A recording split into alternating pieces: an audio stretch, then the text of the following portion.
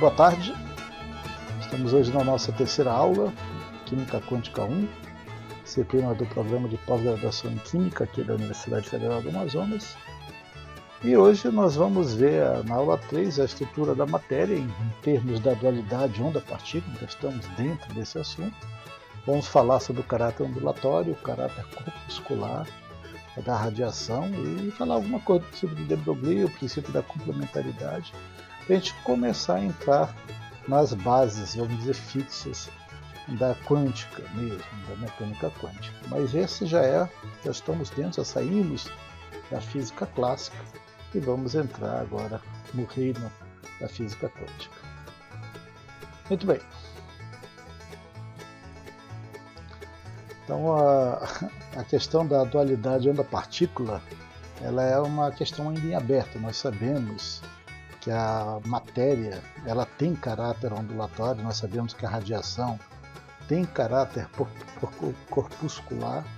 A questão é porque exatamente a matéria exibe essas características ondulatória, corpuscular, e essa é uma questão, estamos agora no século XXI, ainda está em aberto. Nós entendemos que é uma propriedade, uma característica fundamental da matéria, ainda que não entendamos exatamente por que as coisas são assim.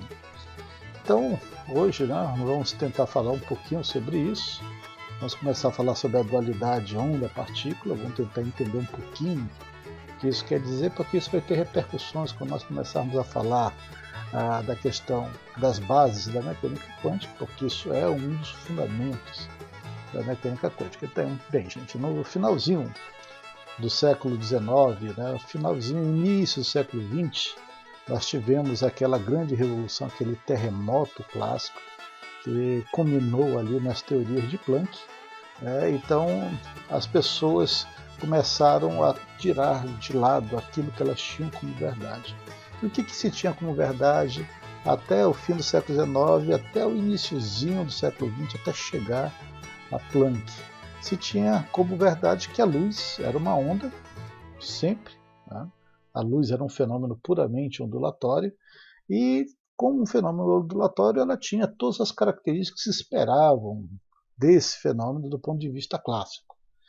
E claro, já se sabia também a questão do elétron, já se tinha ali no final do século XIX a relação carga-massa do elétron muito definida, já se entendia ali o elétron como uma partícula, as experiências ali com raios catódicos mostravam que tinha massa, tinha um movimento linear, então sabia a carga, sabia a massa definida, sabia que apresentava fenômenos que a gente dizia de característica corpuscular ou particular, no caso de partículas, e isso era a verdade de então. Não se tinha um entendimento que a matéria ela podia exibir uma dualidade, principalmente no que diz respeito à luz. A luz ser ao mesmo tempo onda, a luz ser também partícula. Bem, mas aí tivemos Planck. O Planck ali em 1905, ele vem e joga a ideia de quanto, e as comprovações experimentais, o que vieram logo em seguida, principalmente ali com o efeito fotoelétrico, com Einstein, mudaram completamente a ideia de matéria. Até então, matéria era quase uma coisa, um contínuo ali, com algumas características específicas, mas com Planck aquele contínuo ele sumiu, ele evaporou e entrou aí na jogada a questão da discretização da energia. E Einstein ele vai e dá um nome para essa discretização de energia em termos de luz. Ele chama de fóton de luz. Planck ele vai falar em termos de energia geral de quantum de energia. Mas Einstein, com o efeito fotoelétrico já resolvido, ele mostra que a luz, sim, de fato, tinha característica corpuscular, de partícula, particular. Então a luz ela começou a ser vista de outra forma. Mas também, mais para frente, os elétrons e partículas, agora em escalas atômicas, passaram também a ser vistos como onda. Então isso mudou completamente a ideia que se tinha de matéria. Aquelas ideias clássicas de matéria foram totalmente mudadas. Quando nós pegamos a ideia de fóton de luz com característica corpuscular, corpos em termos de partículas, elétrons, em escala atômica com característica ondulatória, nós temos o fenômeno bizarro, né, o conceito de dualidade onda-partícula. Nós temos dois fenômenos que são mutuamente excludentes, porque um fenômeno ondulatório ele não se coaduna com um fenômeno corpuscular, mas agora nós temos sistemas em que o mesmo sistema apresenta fenômeno dual. Ele é onda em algum momento, ele é partícula em um outro momento. Né? E agora nós temos um problema, porque o que é, por exemplo, dentro do novo reino da mecânica quântica, a luz? A luz é o quê? A luz seria uma partícula de energia? Se é partícula, ela tem, no caso, momento, ela tem massa, mas nós estamos falando de alguma coisa que aparentemente não tem matéria, não é? Nós estamos somente de energia. E agora as novas partículas de matéria ali, elétrons, prótons, nêutrons, ainda que nêutrons não estivessem na jogada, passam a ter características ondulatórias. E aí passamos a ter um problema de identidade na matéria. Né? O que a matéria é? Né? O que um fóton é? O que um elétron é? Ele é onda? Ele é partícula? Quando é que ele é onda? Quando que ele é partícula? Será que os dois fenômenos ocorrem simultaneamente? Então eram as novas questões que surgiam justamente com as ideias de Planck, com as ideias ali explicadas de Einstein, e você passa a ter agora um novo olhar sobre a matéria. A esse nome desse fenômeno nós chamamos de dualidade onda-partícula.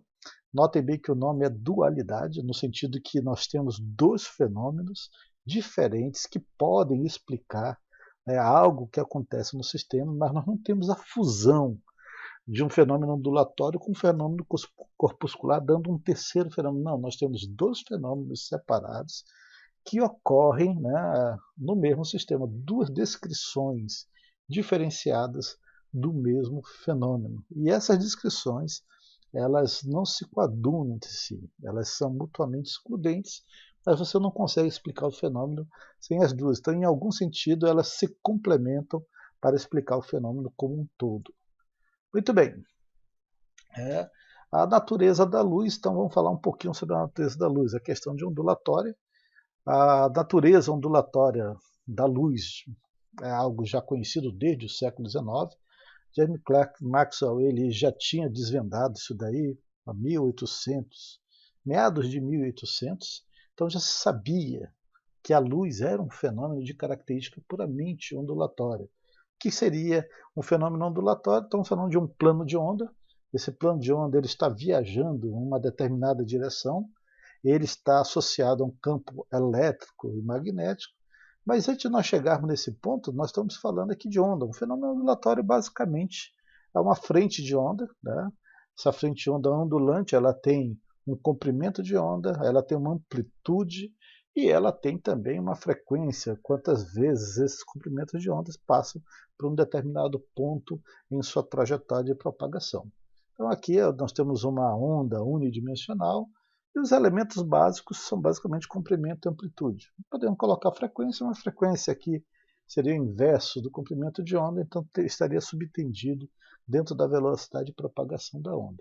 Mas quando nós estamos falando de luz, nós não estamos falando de uma onda unidimensional, nós estamos falando de um fenômeno que vai muito além da simples propagação de ondas unidimensionais, no caso aqui uma vibração, por exemplo, uma oscilação de uma partícula, ainda que ela não esteja, vamos dizer, se propagando em forma ondulatória, como se esperaria, essa vibração ela tem um período definido, e esse período definido também pode gerar o que? Uma onda. Se isso aqui estiver viajando, translacionando no eixo X, ela vai gerar justamente o que nós temos aqui, esse corpo, essa frente de onda. Mas isso é uma onda unidimensional. Quando nós estamos falando de luz, nós estamos falando em algo diferente. Nós estamos falando em uma onda tridimensional, e essa onda tridimensional ela tem duas componentes. Uma componente elétrica, um campo magnético oscilando perpendicularmente um ao outro. Claro que essa representação que vocês estão vendo aqui, ela também não é lá essas coisas, porque dá a impressão de algo fixo. Né? O campo elétrico ele está sempre, vamos dizer aqui, no eixo Y, o campo magnético sempre no eixo X, quando na verdade eles são perpendiculares entre si, mas eles também estão girando, né, entre si aqui. Né? Esse eixo Z, vamos dizer aqui, de propagação, ele está girando. Então isso aqui é uma onda tridimensional eletromagnética. É assim que se entendia, né, que se entende também, ainda hoje, a questão da luz. É um fenômeno ondulatório. Né? Você pode ter essas componentes separadas, você pode polarizar a luz, né, diferente de uma onda mecânica unidimensional, que você só tem um plano aqui de propagação de onda, claro, com comprimento de onda, com amplitude de onda e assim por diante. Tranquilo, mas isso é que se entendia da natureza da luz, é um fenômeno ondulatório. Mas quando você começa a pensar um pouco mais sobre isso, né, você já tem que pensar o seguinte: olha, se a luz é um fenômeno ondulatório, ela tem características que são específicas de um fenômeno, né, ondulatório. Então, por exemplo, uma onda ela pode sofrer o quê? Interferência. É algo próprio, único de fenômenos ondulatórios. Né? Thomas Young, já em 1802, ele fez um trabalho, né, na verdade não só um, mas vários trabalhos de ótica, que demonstraram justamente que ondas sofrem interferência, interferência construtiva, interferência destrutiva. Então quando você tem duas ondas cujas fases, e as fases nós estamos falando de amplitude, estando na mesma direção, quando essas ondas elas são somadas e as suas fases elas são semelhantes, você tem, na verdade, uma interferência construtiva.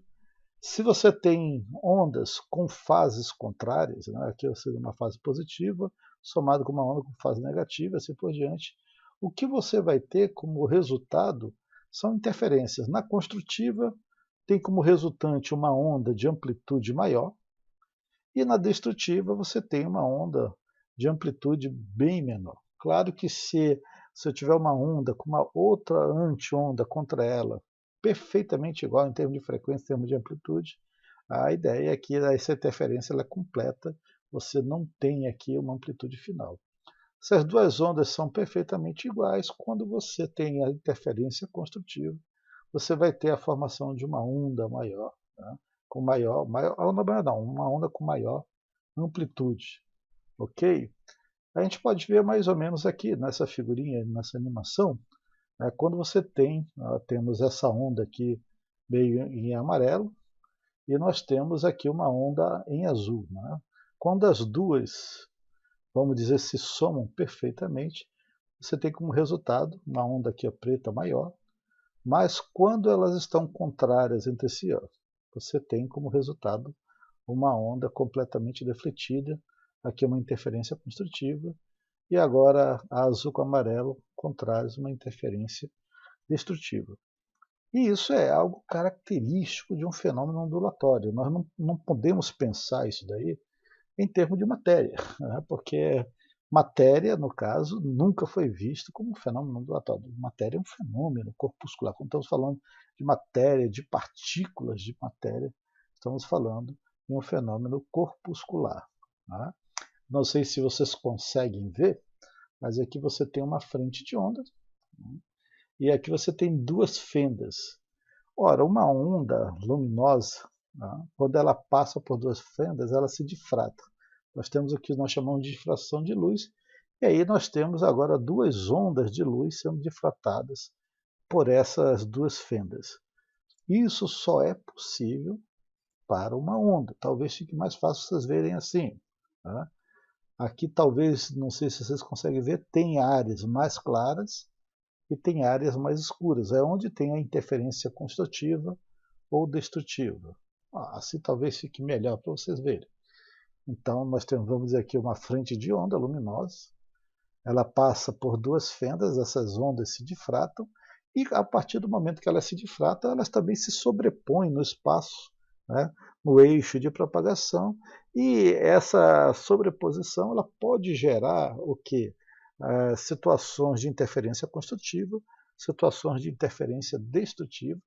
Vocês podem ver aqui dentro desse eixo aqui, ó, as ondas se fortalecem, nós temos um efeito construtivo, uma interferência construtiva. aqui também, aqui do lado, bem mais fraco, mas também, mas entre eles você vê claramente alguns canais onde você não encontra amplitudes de onda, pelo menos visíveis para nós. Então nós temos aqui canais onde o efeito destrutivo, a interferência destrutiva, ela é máxima, e você tem pontos de eixo de propagação onde a interferência construtiva é máxima também. Olha, gente, isso aqui é um fenômeno específico, tá? De aliás, uma característica específica de um fenômeno ondulatório. Você, claro, pode colocar, em vez de uma questão de onda eletromagnética, você pode pensar aqui numa onda mecânica, por exemplo, uma onda sonora, ou uma onda, talvez, vamos pensar, uma onda do mar, uma onda de água. Vai sofrer essas interferências também. Isso é algo característico de fenômenos ondulatórios.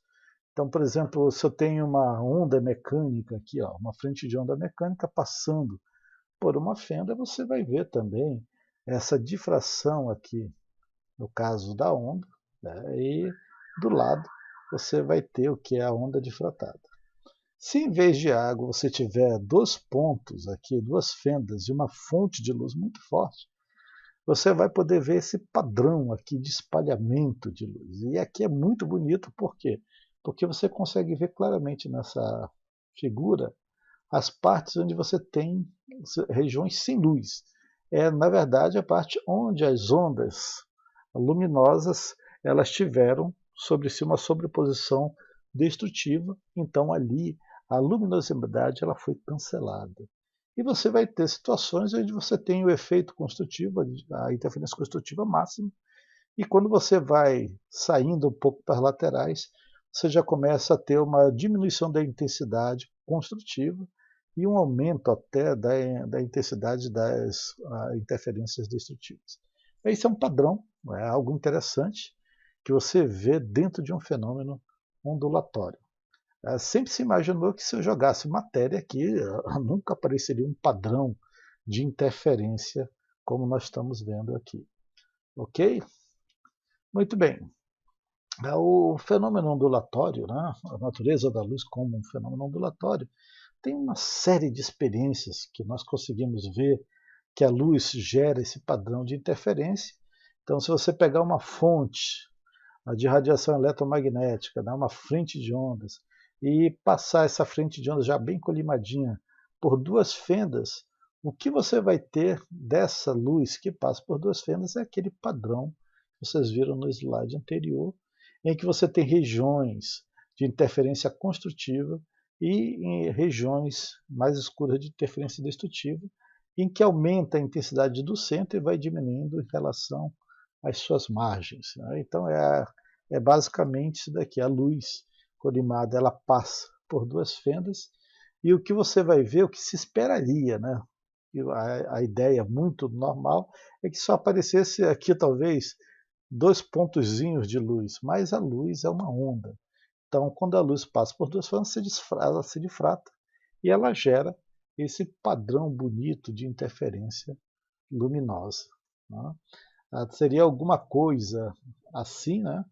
Vocês estão vendo, passa ali um fóton, uma quantidade de luz, e essa quantidade de luz, pelo fenômeno de duas fendas, gera um padrão de interferência, onde você vai ter o que? Regiões com maior intensidade, regiões com intensidades bem mais baixas, onde está uma interferência destrutiva. Ok?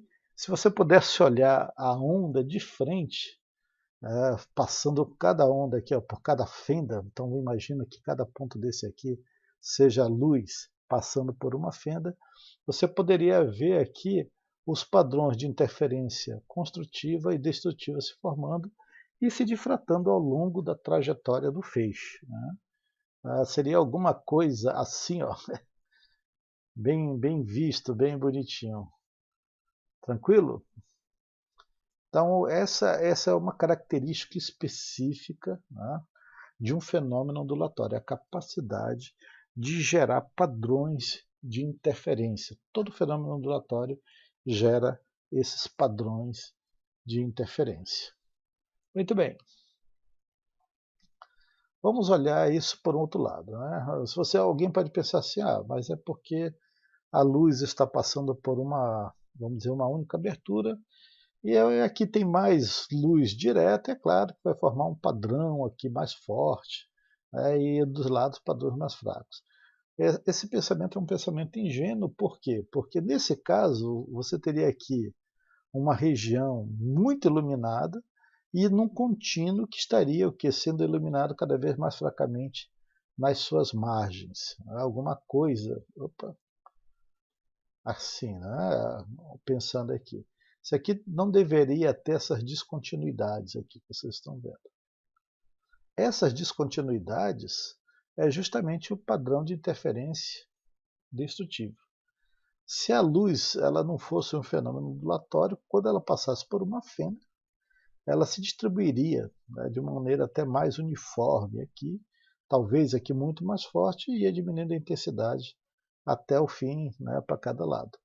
Mas essas ondas elas se difratam, e uma vez que elas se difratam, né, elas sofrem esse padrão de interferência. Não precisa ser só com uma fenda, não precisa ser só com duas fendas.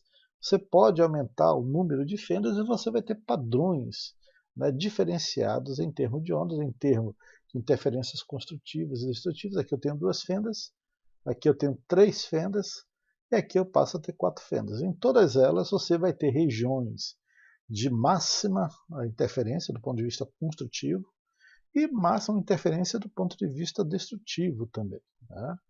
Então você vai ter, em geral, a região mais central um pouco mais intenso, mas isso é algo que a gente pode ver tranquilamente com o tempo. E depois você vai ter um decaimento disso, né, com regiões de interferência destrutiva cada vez mais forte. Ok? Tranquilo? Muito bem. Aí nós chegamos em algo que nós já falamos na aula anterior, né? Quando nós estamos falando de fenômenos ondulatórios, estamos falando de luz. Mas agora, com Planck, se chegou a uma outra visão da luz, e essa visão também foi corroborada por Einstein, que passa a ser o caráter corpuscular da radiação. Então, para Planck, qual era a proposta de Planck? E a proposta de Planck ela foi comprovada justamente por Einstein, quando ele explicou o efeito fotoelétrico. A radiação eletromagnética ela tem uma frequência definida. Essa frequência definida ela não pode ter qualquer energia. Ela só pode ter energias discretizadas, quantizadas, que seriam múltiplos de Hni, né, a constante de Planck vezes sua frequência, e esses múltiplos são múltiplos inteiros, 2, 3, 4.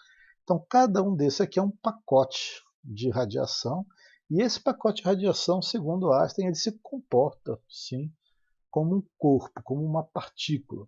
E aí você pode agora imaginar a luz não mais como uma onda, um fenômeno ondulatório, mas você pode imaginar a luz como partículas viajando numa determinada direção, se propagando numa determinada direção, não como onda, mas como partícula, com movimento ali, com direção especificada. E aí o Einstein ele vai chamar essas partículas de luz agora de fótons, Planck chama de quantum de energia, e agora nós temos uma outra visão do ponto de vista da luz. Se você pensar a luz do ponto de vista de energia, na física clássica seria um contínuo, né? Ela é uma onda se propagando ali, você não tem interferências do ponto de vista de quebras, onde você teria somente pequenos pacotes de onda, mas agora, na mecânica quântica nós já temos o que? Energias quantizadas, nós temos níveis diferenciados de energia.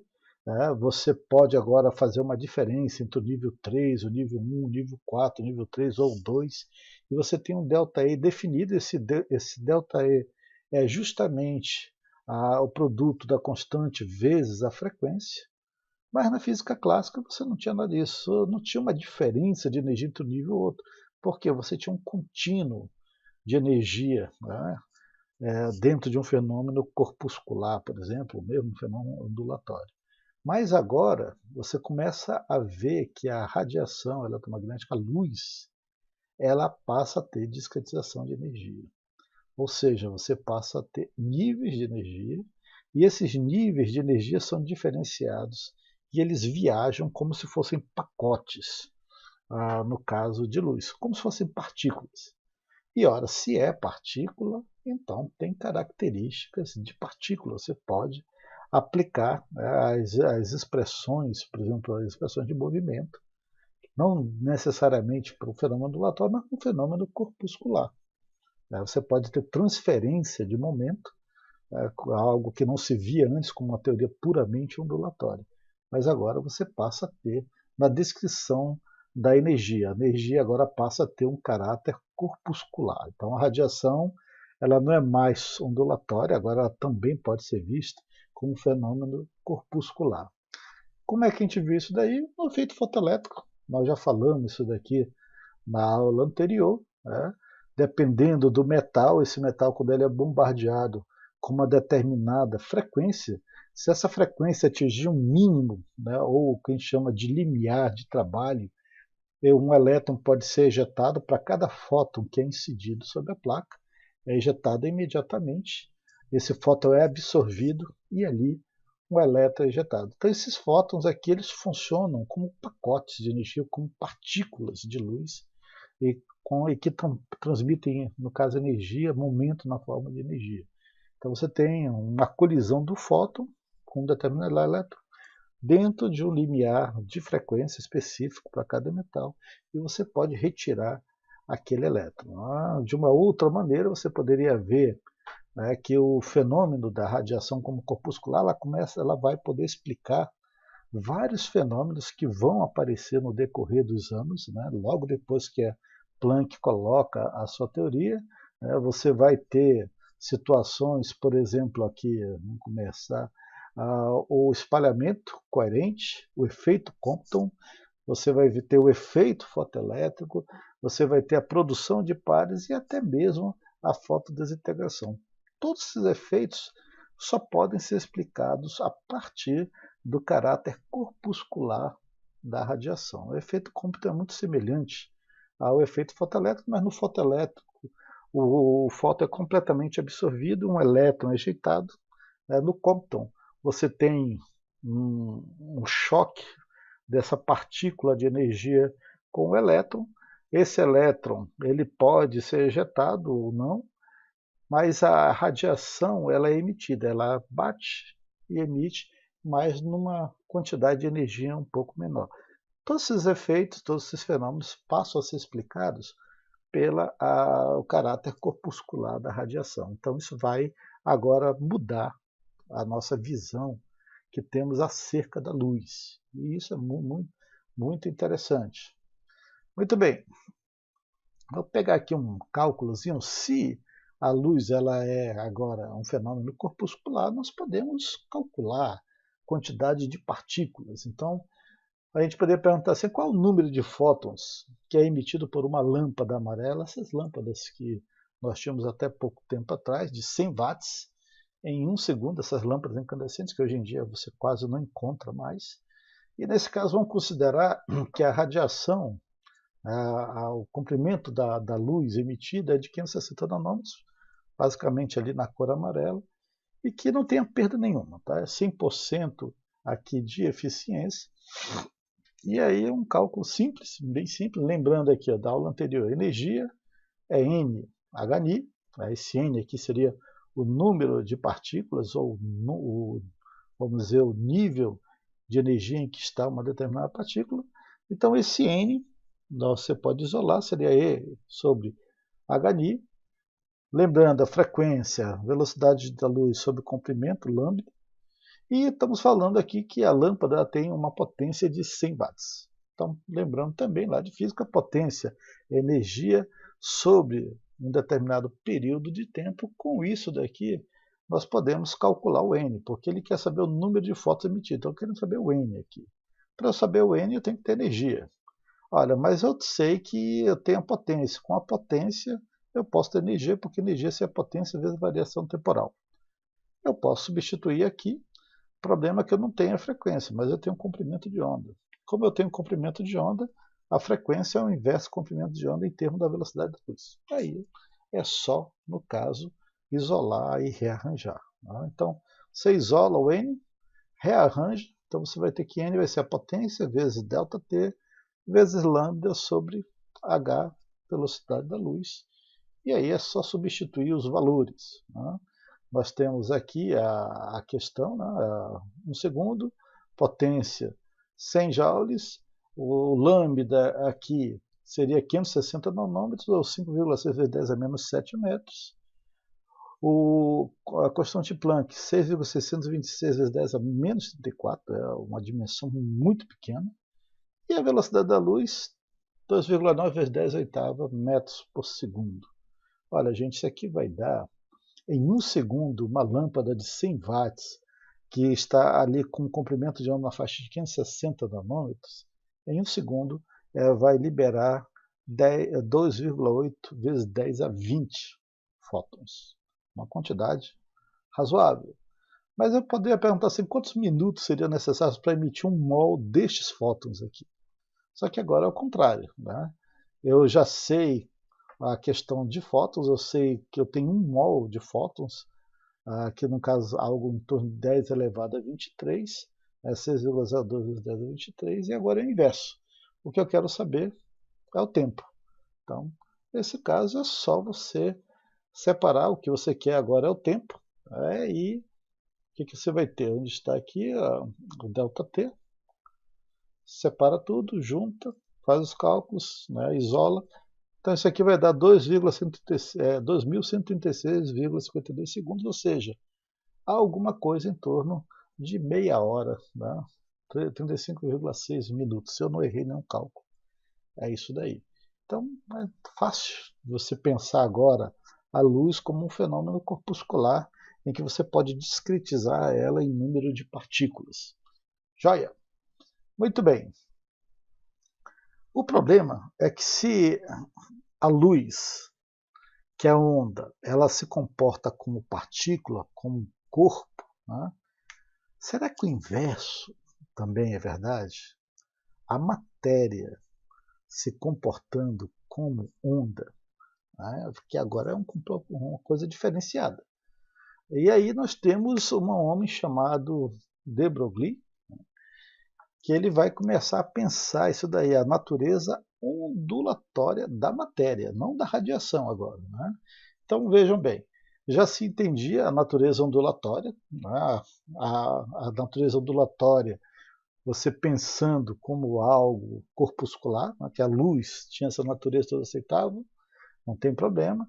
O problema é que agora alguém vai dizer que a matéria pode exibir comportamento ondulatório. Então isso era uma loucura, ninguém poderia imaginar uma coisa dessa. Né? Você até poderia dizer que é uma luz, né? A energia, a gente não sabe direito como é que energia é, nós não temos uma definição fundamental de energia, nós só temos definições funcionais de energia, então talvez, né, a energia a gente pode pensar como onda, pode pensar como partícula, né, como corpo, mas pensar que a matéria é algo palpável, algo com peso, tem um comportamento ondulatório, algo impensável na época.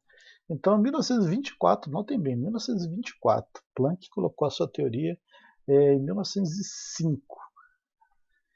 Louis Victor de Broglie, ele postula, veja bem, teoricamente, que todas as partículas, todas, devem exibir um comportamento ondulatório.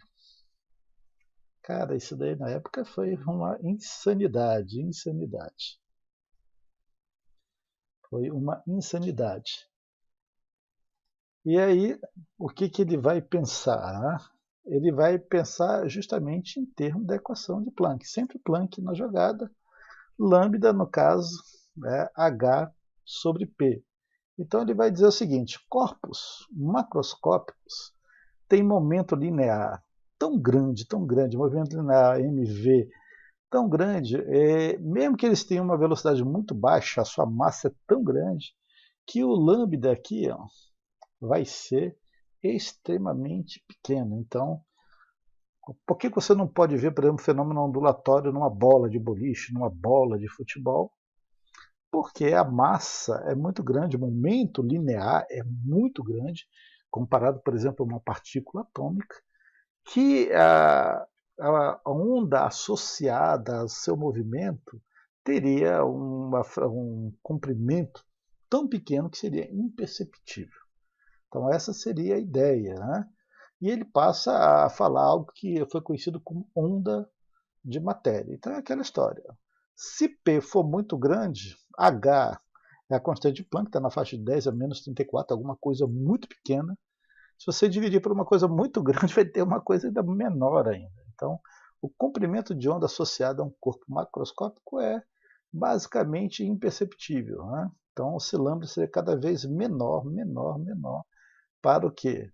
Movimento aqui grande, no caso aqui o momento linear. E o inverso também, se você tem um momento linear muito pequeno, você passa a ter agora um comprimento de onda razoável, perceptível em relação à propagação daquela partícula. E claro, isso aí você vai ver somente o quê? Para dimensões praticamente na faixa atômica ali, já chegando ao atômico molecular, e você começa a ver que a matéria exibe comportamento ondulatório. Ok? Muito bem. Né? Então, pensando aqui no dia a dia, né? É aquela história: comprimento de onda longo, momento linear baixo, pequeno. Comprimento pequeno, momento linear alto. Então, por exemplo, você pega uma bola de boliche, é um corpo. Ela tem uma velocidade, você lança ali contra os pinos, ela tem uma velocidade, tem uma massa, tem um momento linear, mas esse momento linear é muito grande, comparação, por exemplo, às dimensões da constante de Planck. Esse comprimento de onda associado a esse movimento desse corpo, basicamente é desprezível e desprezível na faixa aí quase das dimensões de Planck. Claro que se você for diminuindo a massa do corpo, mesmo aumentando uma certa velocidade, a ideia é que você já poderia começar a ver alguma coisa de movimento ondulatório, por uma bala. Né? Será que a bala teria um movimento ondulatório perceptível associado ao seu deslocamento? O problema é que para a gente ver isso, a gente tem que lançar a bala num ambiente a vácuo, né? Porque quando a bala ela está viajando na nossa atmosfera, ela vai sofrer microtrepidações devido ao atrito e aquilo vai vibrar também. Mas a ideia é que quanto menor for o corpo e você tiver um experimento que possa ver, você vai começar a perceber as vibrações ondulatórias do movimento desse corpo ao ser propagado em uma determinada direção. Tá? Então, a ideia de de Broglie era completamente nova para a época, na verdade era loucura para a época. Ninguém podia imaginar ou aceitar uma ideia desse calibre. Mas essa ideia se provou certa, 3 anos depois. Né? E de Broglie ele foi confirmado 3 anos depois, ali, em 1927, por David Saint-Germain, naquela famosa experiência deles, em que eles lançam um feixe de elétrons com uma fenda. Na verdade, não foi exatamente assim o experimento dele, depois eu posso mostrar. Mas o fato é que eles lançaram um feixe de elétrons, ou seja, feixe de partículas, e eles perceberam sim o que? A característica maior de um fenômeno ondulatório, que foi o fenômeno de interferência, uma difração interferente do feixe. Né? Então eles mostravam claramente sim que havia uma difração, uma interferência de ondas, mesmo sendo partículas. E era uma coisa estranha. Por quê? Porque agora eu estou lançando partículas no fenômeno de dupla fenda. O que você esperaria é o quê? É que essas partículas todas se, de alguma forma, se espalhassem aleatoriamente por um anteparo que está atrás. Mas o que você vai ver é um padrão de interferência. Né? Algo com interferência construtiva, algo com interferência destrutiva. E aí eles confirmaram justamente a ideia maluca de de Broglie, maluca para a época, hoje em dia nós aceitamos, e não só a questão de elétron. Né? Depois eles mostraram que outras partículas apresentavam até o mesmo comportamento, partículas até maiores ali, partículas já na escala molecular. E qual foi a conclusão que se chegou, né, com esse experimento de de Broglie? Né? Eles confirmaram que na escala atômica, a partir, né, da ideia de de Broglie, a partir da confirmação de Davis e de Germ, que na escala atômica os conceitos de onda e partícula eles se unificam. Você agora vai ter uma dualidade onda-partícula para luz E na escala atômica você vai ter uma dualidade de onda-partícula para matéria também. É algo impensável e é algo que ainda dá algumas dificuldades hoje. Né? Se a gente pudesse olhar esse padrão, né, você tem um canhão aqui de elétrons sendo lançado em movimento dupla fenda, você poderia pensar assim, está aqui uma partícula sendo lançada, aquela é partícula, né, aquela partícula não está vermelho, mas quando essas partículas elas vão se acumulando, né, nesse anteparo, o que você encontra é claramente padrões aqui, específicos no caso de interferência construtiva. Esses elétrons eles sofrem interferência, assim como um fenômeno ondulatório. Há uma onda, essa onda de elétrons ela vai ter as mesmas características de uma onda de radiação em termos dos seus efeitos. É algo impensável para a época, mas é impressionante. A nossa matéria, dentro de uma escala atômica, ela vai se comportar de uma maneira completamente inesperada em relação ao que nós sempre entendemos sobre matéria e sobre energia. Ok? O experimento de Germe e Davidson, na verdade, ele também entra com o efeito Compton, que tem a ver também com a ideia ali da partícula, né, do elétron como partícula, mas o que eles vão fazer é justamente isso daqui. Né? Eles pegam um filamento, esse filamento aqui, vamos pegar esse filamento A, ele é aquecido a uma alta temperatura, tem uma corrente aqui com uma diferença de potencial passando, e aqui você tem um feixe de elétrons gerado, esse feixe de elétrons ele é acelerado por uma outra diferença de potencial, e esse feixe ele é colidido com um cristal. Né? Ora, quando ele é colidido com o cristal, ele sofre um fenômeno aqui de difração. Ele é espalhado, mas esse espalhamento não é o que se esperaria de um fenômeno puramente corpuscular. Ele passa a mostrar padrões de interferência construtiva e destrutiva. Né? Então, conforme você vai acelerando ali a diferença potencial e acelerando aqui a questão dos elétrons, você vai ter um padrão muito, muito específico de difração. Mais para frente, isso vai ser utilizado justamente na ideia da lei de Bragg, de espalhamento, para você encontrar o que é a estrutura de complexos, né, de metais, de qualquer coisa, a ideia do nosso raio-x atual, né, nossa ideia de difração de raio-x.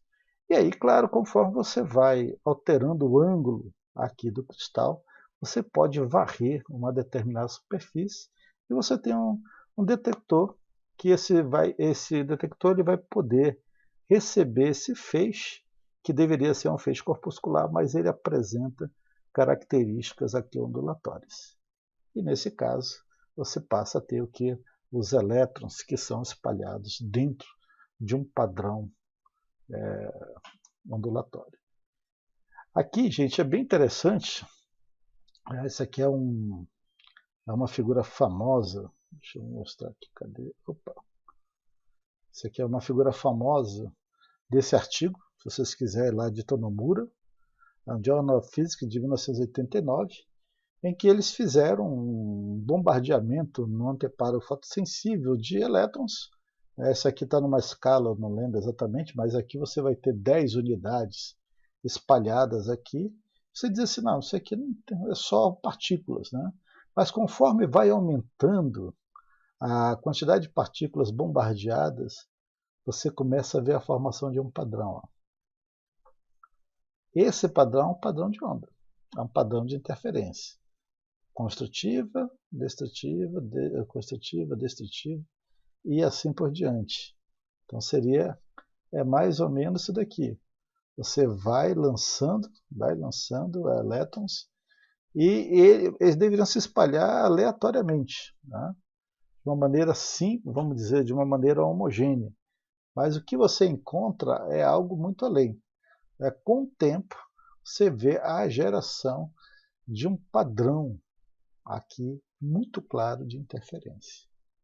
E é algo impressionante. Talvez seja uma das formas visuais mais bonitas de você ver justamente a característica ondulatória da matéria. Né? Ou seja, A matéria, ela também tem característica ondulatória, ela também se apresenta como um fenômeno ondulatório na escala ali atômica, e é algo impressionante. Tá? Então, querendo, um artigo famoso, um artigo clássico, esse aqui de Tonomura, vale a pena vocês lerem. E claro, na internet, de lá para cá, né, você vai encontrar outros experimentos muito bonitos em que demonstram e confirmam a ideia de de Broglie. É estranho que alguém pode pensar assim, mas professor, né, você está sendo espalhado elétrons aqui, por que, que se eu tenho só 2, 3 elétrons, eles já não ficam, né, nessa região aqui?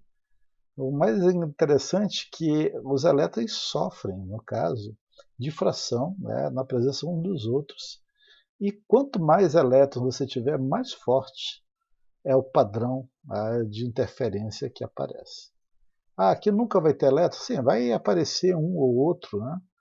Mas você vê claramente a ideia de uma região de efeito destrutivo, né? De sobreposição destrutiva em termos de interferência ondulatória. E uma outra região de interferência construtiva. Muito bonito. Ok? E aí, como é que a gente pode aplicar a ideia de onda de Broglie?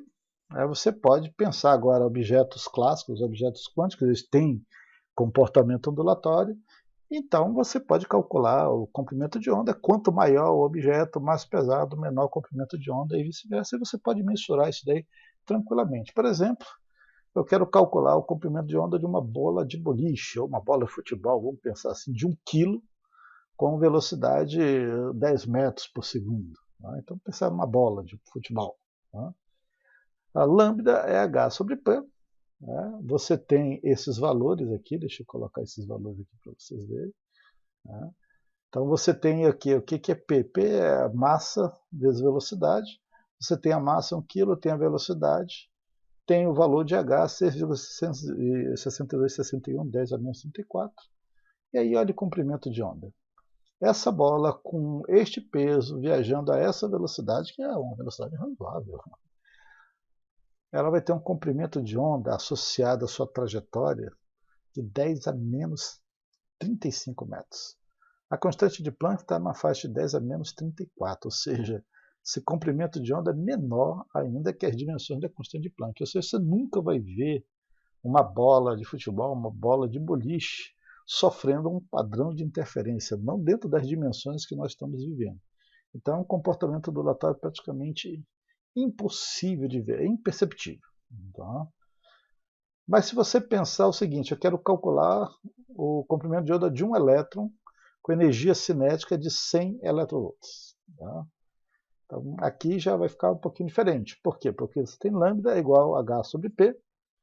P aqui é o momento. Tá? Quem vai ser o momento? Quem já viu aqui, ó, raiz quadrada de 2m energia cinética.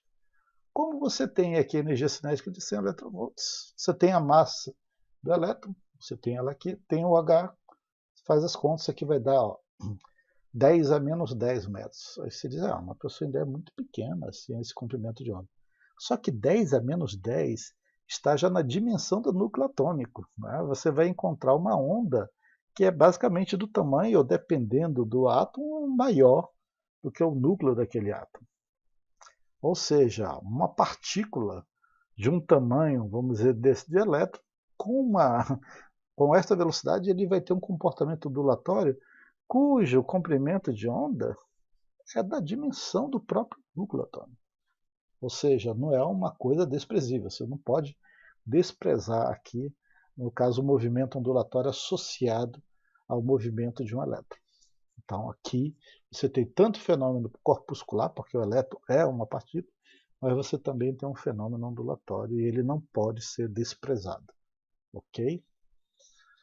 Muito bem, aqui alguns exemplos simples de aplicação. Por exemplo, vamos pensar em calcular o comprimento de onda dos elétrons que foram acelerados por uma diferença potencial de 40 kV, né, a partir do repouso. Então você tem o quê? Uma diferença de potencial, tem uma energia aqui específica, e você quer experimentar, no caso, estimar o comprimento de onda. Gente, lembrando novamente, energia cinética, P² sobre 2m. Ok. P quadrado sobre 2m. Só que do eletromagnetismo, a gente sabe, né, que se o elétron está sendo acelerado, ele tem uma energia cinética, que é o produto da carga vezes aqui a corrente. Se eu tenho energia cinética, no caso carga do elétron vezes a corrente, e eu tenho energia cinética geral P quadrado sobre 2m, eu já tenho aqui uma expressão em que eu posso usar. Né? Se eu igualar esses dois, eu sei aqui o que o momento está relacionado à constante de Planck com o comprimento de onda. Então aí é fácil. Né? Então só para lembrar, E aqui é a carga do elétron, né? V é a corrente, a energia cinética do elétron sendo acelerado é esse produto aqui, por uma diferença potencial, e isso vai nos dar o quê? Né? Como a energia cinética é igual a energia cinética, então você vai ter que P quadrado sobre 2m vai ser produto de E vezes V. Se eu isolar o P, nós vamos ter que P quadrado é 2MeV, ou seja, P vai ser esse produto, raiz quadrada dele. Joia. Tenho todos esses valores, né? Eu só tenho que lembrar que eu quero o comprimento de onda. Como o comprimento de onda é H sobre P, eu tenho P, então isso aqui é tranquilo, é H sobre lambda. Né? Já fazendo a inversão, rearranjando, eu tenho que lambda é H 2Me e V elevado a meio. Tem tudo. Só substituir aqui os valores, e aí você vai ter o que? Que lambda está na faixa de 10 a menos 12 metros. Também aqui, quase um pouco menor que a dimensão de um átomo, de um núcleo atômico. Na verdade, está praticamente dentro da dimensão de boa parte dos núcleos atômicos aqui. Ok? Então, quer dizer, não é desprezível. Ainda que seja muito pequena, isso aqui não chega perto de 10 a menos 36 metros, que seria ali a onda associada ao movimento de uma bola, por exemplo, de futebol de 1 kg. Ok? Vamos pegar um outro exemplo aqui. Né? Eu quero calcular, olha bem, agora o nêutron é bem mais pesado que o elétron. O comprimento de onda de um nêutron com energia potencial de translação igual a kT, bom que ele já nos deu que a energia cinética é igual a kT, K, esse K aqui é a constante de Boltzmann, na temperatura de 300 Kelvin. Então tem um K, tem o T, já tem energia cinética, eu sei quanto é a energia cinética ali associada no caso a ideia de Planck. Tá? Então, veja bem. Energia cinética, P quadrado sobre 2m, energia cinética de translação desse nêutron é kT, igual os dois, o resto é igual. Isola o P, né? P quadrado vai ser esse daqui, P vai ser esse valor elevado a meio, raiz quadrada, né? Temos tudo. Relação de de Broglie, H sobre P, coloco aqui, rearranjo. Né? Então você vai ter que H, no caso lambda ser H sobre 2m, esse m aqui é a massa do nêutron, kT elevado a meio. É só inserir os valores, você encontra a massa do nêutron em qualquer tabela, tem um valor aqui da constante de Boltzmann, 1,381 vezes 10 a menos 3 joules por Kelvin.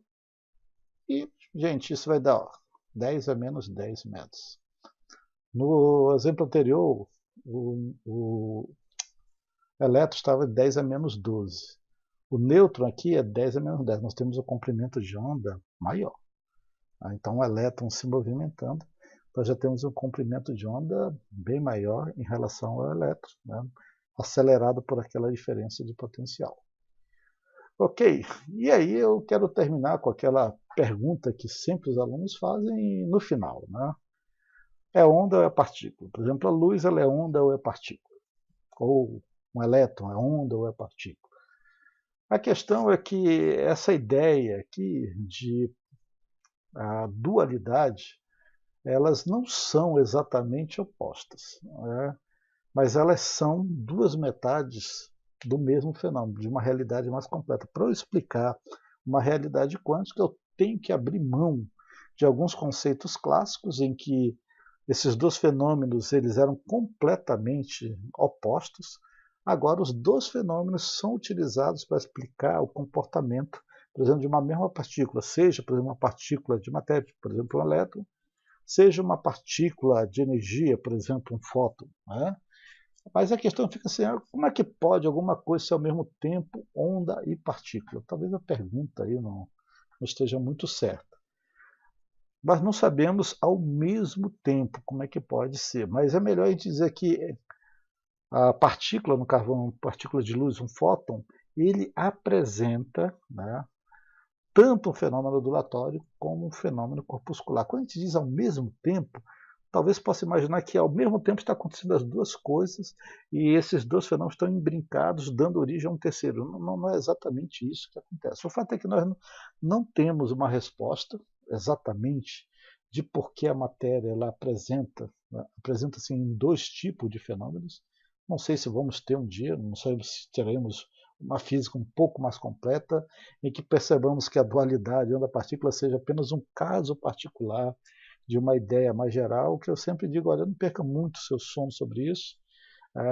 Muita gente já tentou explicar isso corretamente, completamente, e até hoje o pessoal não chegou a uma, vamos dizer, uma ideia final que agrade a todos. É uma das características da mecânica quântica, o pessoal diz que é uma das bizarrices da mecânica quântica. Quem vai tentar dar uma explicação, ou talvez bater o martelo para dizer, gente, não vamos perder muito tempo com isso, é Bohr. Bohr, em 1928, já muito clara que as ideias de Broglie, ele fala sobre uma coisa chamada de princípio da complementaridade. Então ele vai dizer o seguinte: os fenômenos atômicos não podem ser descritos com a completeza requerida pela teoria clássica. Alguns dos elementos que complementam-se mutuamente para construir uma descrição clássica completa são mutuamente excludentes. Ou seja, se você usar física clássica, você vai ter que excluir.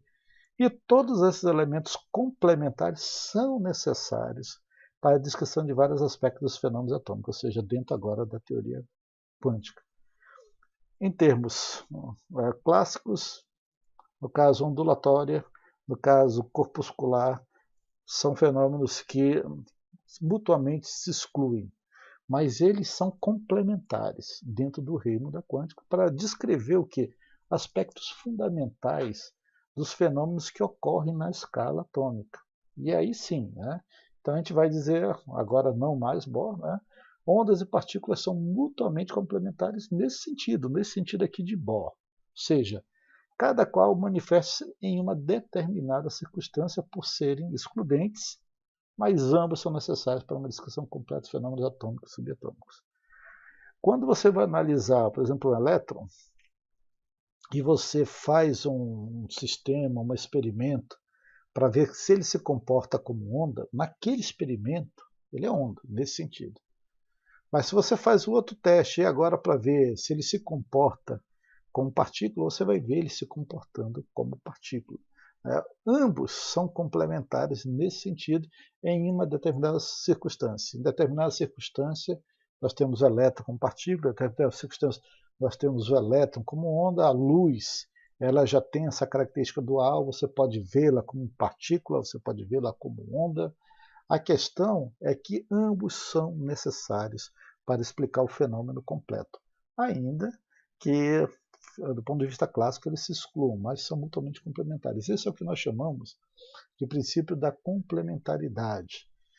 Ou seja, são ambas as coisas, mas dependem da situação nas quais nós estamos vendo. Então, o enunciado de Bohr assevera o quê? Que tanto a natureza da matéria e energia é dual, e esses aspectos ondulatórios, aspectos corpusculares, não são contraditórios do ponto de vista da explicação do fenômeno. São complementares em si. O que isso significa? Significa duas coisas. Que a natureza corpuscular ondulatória são detectáveis separadamente, olhem bem. E surgem de acordo com o tipo de experiência. Você não consegue ver as duas ao mesmo tempo. Ainda que agora, acho que 2 anos atrás, tivemos alguns papers em que as pessoas conseguiram ver quase os dois acontecendo ao mesmo tempo, mas do ponto de vista tradicional, a natureza corpuscular ondulatória são detectáveis, mas separadamente. E na experiência, por exemplo, da dupla fenda aqui, nós temos evidenciado que a natureza ondulatória da luz, mas na experiência do efeito fotoelétrico, nós vemos a natureza corpuscular da luz. Aqui eu só consigo explicar o efeito fotoelétrico se eu entender a luz como partícula. Aqui eu só consigo explicar o padrão de interferência se eu entender a luz como onda. Mas, separadamente, cada uma delas explica perfeitamente o fenômeno no qual está inserida. Quando você tenta juntar, são ambas as coisas? São, mas são ambas as coisas dentro, né, do tipo de experiência no qual você está vendo o fenômeno. Mas ambas se complementam para explicar a matéria como um todo. Ok? Então é isso aí. Aqui temos uma bibliografia, tá? Como sempre, a mesma. Gente, até mais então.